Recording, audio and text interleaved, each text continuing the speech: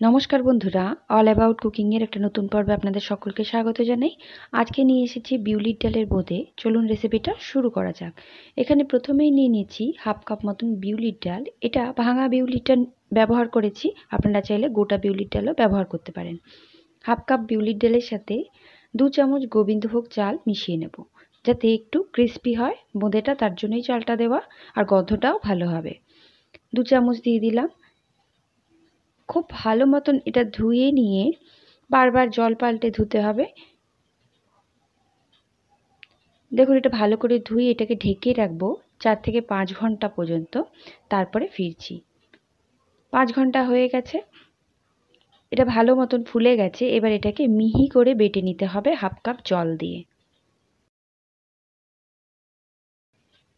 একটু সময় নিয়ে এটাকে মিহি করে বেটে নিয়েছি অল্প অল্প জল ব্যবহার করে।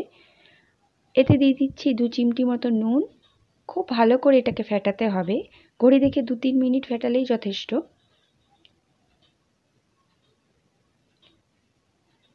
প্রায় 2-3 মিনিট ফেটিয়ে নেওয়ার পর একটু চেক করে নেব, একটু জলের মধ্যে দেখে নেব যেটা ভাসছে কিনা। দেখুন, এটা খুব সুন্দর ভেসে উঠছে। রেডি হয়ে গেছে ব্যাটারটা। এবার এরকম একটা হাতা ব্যবহার করব। সবার বাড়িতে এরকম হাতা থাকে। এরকম একটা হাতা ব্যবহার করলে সবথেকে ভালো রেজাল্ট পাওয়া যায়।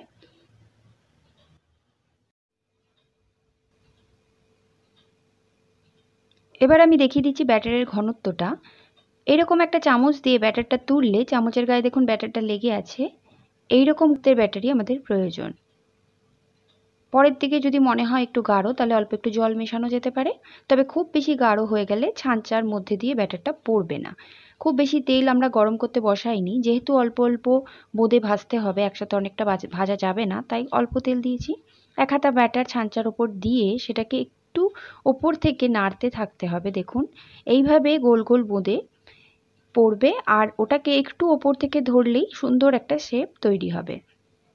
একটু ক্রিস্পি করে নিয়ে এগুলোকে তুলতে হবে। প্রথম পর্যায়ে আঁচটাকে বেশি রেখে তারপরে মিডিয়াম ফ্লেমে এগুলোকে ভেজে তুলে নিচ্ছি।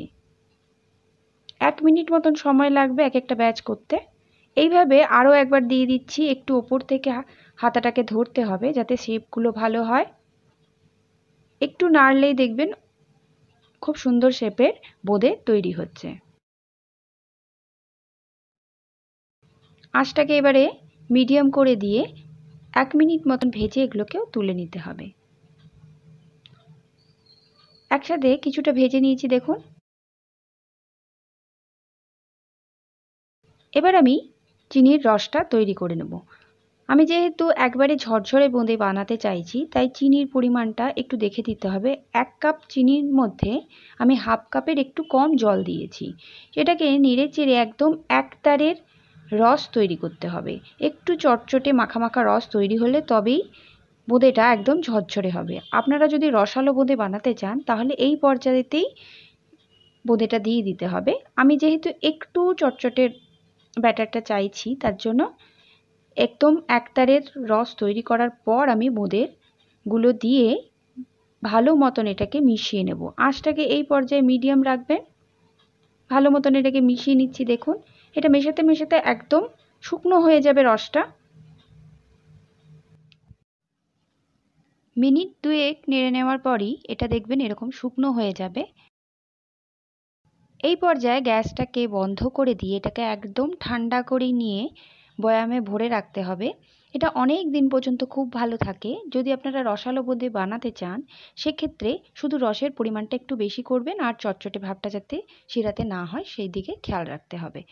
কেমন লাগলো আজকের আয়োজন জানাবেন। একদম ঝরঝরে বিউলির ডালের বোঁদে একদম রেডি হয়ে গেছে।